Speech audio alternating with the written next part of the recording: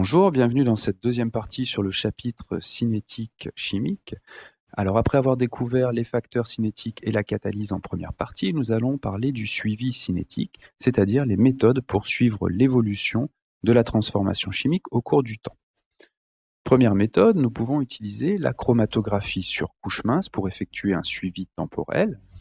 Alors on va effectuer différents prélèvements à différents instants du milieu réactionnel.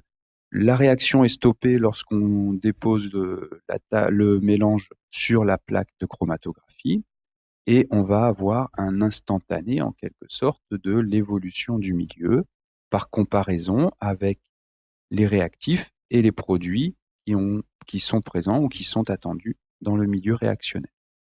Donc la fin de la transformation, elle est atteinte lorsqu'il n'y a plus d'évolution significative du système chimique, c'est-à-dire lorsque les quantités de matière des réactifs ou des produits n'évoluent plus. S'il y a un réactif limitant, eh bien celui-ci, si la réaction est totale, le réactif limitant doit disparaître et donc sa quantité de matière finale doit être nulle. Donc si sur la plaque de chromatographie, on fait un dépôt du réactif limitant, eh bien on va pouvoir comparer avec le mélange réactionnel. Si on obtient une tâche à la même hauteur, c'est qu'il y a toujours du réactif limitant. Et lorsque cette tâche disparaît, c'est que la réaction est terminée puisque le réactif aura disparu du milieu réactionnel. Donc on voit bien ici au cours du temps, la tâche correspondant au réactif qui diminue. Ça signifie que la réaction est en train de se dérouler. À l'inverse, si on a la possibilité d'avoir le produit obtenu par comparaison, eh bien on voit qu'il y a une tâche qui apparaît à la même hauteur que ce produit. Donc ici, comment estimer la durée de la transformation? Eh bien, on voit qu'il reste du réactif à t égale 30 minutes et que la tâche du réactif a disparu à t égale 45 minutes. Donc tout ce que nous pouvons avoir ici, c'est un intervalle qui nous dit que la durée de transformation est donc entre 30 minutes et 45 minutes. Si on veut améliorer la précision de cette méthode, eh bien, il faut effectuer davantage de prélèvements entre 30 et 45 minutes tout simplement. Alors, qu'est-ce qu'il en est justement? On a parlé de l'évolution des quantités de matière, de réactifs et produits. Et donc, par définition, on rappelle qu'un réactif voit sa quantité de matière diminuer lors de la transformation, tandis que la quantité de matière des produits vont augmenter.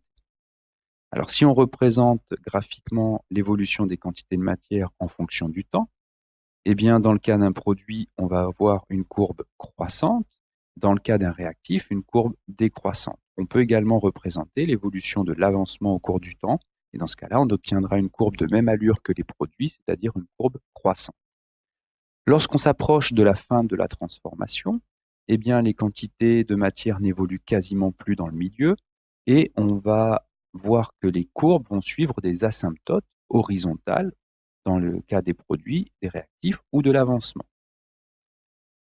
Alors, petite remarque sur les réactifs, la quantité de matière de réactif ne sera nulle à la fin de la transformation que s'il s'agit du réactif limitant ou si les réactifs sont introduits en proportion stoichiométrique et à condition que la réaction soit totale.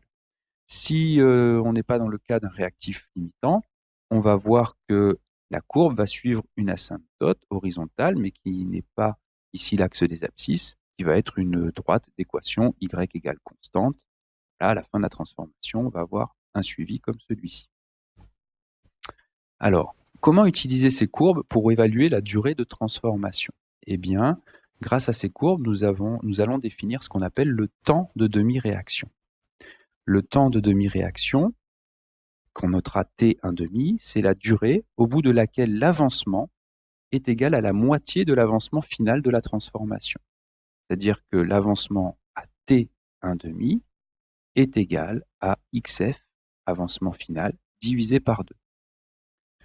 Donc, ce temps de demi-réaction, on va le déterminer par lecture graphique. Ici, vous avez l'exemple d'une courbe d'avancement en fonction du temps. Donc, on voit bien ici l'asymptote horizontale que suit la courbe à la fin de la transformation.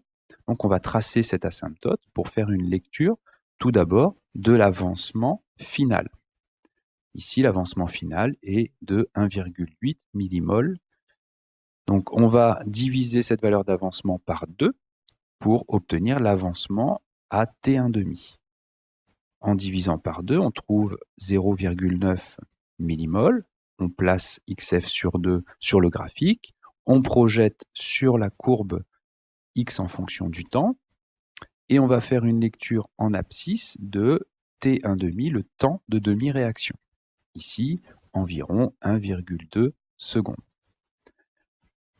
Alors, on peut utiliser également les courbes d'évolution des quantités de matière en fonction du temps, puisque ces grandeurs sont dépendantes de l'avancement et sont même proportionnelles à l'avancement. On varie en fonction proportionnelle de l'avancement. Maintenant, on peut utiliser n'importe quelle grandeur qui varie et qui dépend de l'avancement. Et donc, on peut également, si on le souhaite, utiliser par exemple l'absorbance dans le cas d'une espèce colorée, puisque l'absorbance est proportionnelle à la concentration et la concentration est proportionnelle à la quantité de matière. Donc, la courbe d'absorbance, on peut effectuer un suivi cinétique par spectrophotométrie. On obtient l'absorbance en fonction du temps. Vous voyez qu'elle a la même allure que les courbes que l'on vient d'étudier. Donc, dans ce cas-là, on voit que l'absorbance va en diminuant. Ça signifie que l'on étudie l'évolution d'un réactif. C'est un réactif qui est l'espèce colorée. Comment est-ce qu'on va lire la valeur, le temps de demi-réaction sur ce graphique?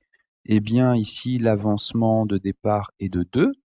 Alors, on va simplement expliquer aussi qu'à T1,5, eh bien, la moitié du réactif limitant aura été consommée et la moitié des produits formés. Donc ici, puisqu'on voit que l'absorbance tend vers 0 à la fin, ça signifie qu'on est en présence du réactif limitant. Si l'absorbance de départ est égale à 2, eh bien, la moitié du réactif aura été consommée lorsque l'absorbance sera égale à 1. Donc ici, on peut tracer eh bien, l'absorbance maximale divisée par 2, et par lecture graphique, ensuite, on projette sur la courbe d'absorbance en fonction du temps, on fait une lecture en abscisse, et ici, on va pouvoir lire également T1,5.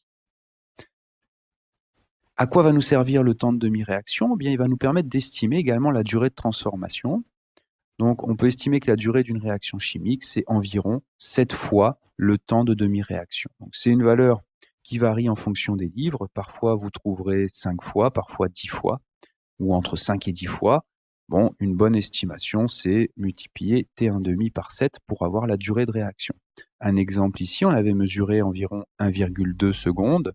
Si on multiplie par 7, ça fait 8,5, 8,4 secondes, donc 8 secondes et demie. Si on se place à 8,5 secondes, on voit ici que la courbe est très proche de l'asymptote finale, et donc, effectivement, les quantités de matière ne vont plus beaucoup évoluer.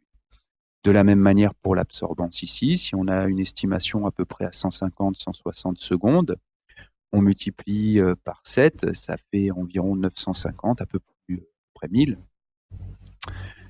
Un peu plus de 1000. Donc ici, si on se place à un peu plus de 1000, 200, 400, 600, 800, 1000, on voit pareillement qu'on est très proche de l'axe des abscisses de l'asymptote finale ici. Dernière remarque, eh bien, si on regarde l'allure des courbes d'évolution des quantités de matière ou de l'absorbance ou de l'avancement en fonction du temps, eh bien, ces courbes vont évidemment dépendre des facteurs cinétiques ou de la présence d'un catalyseur.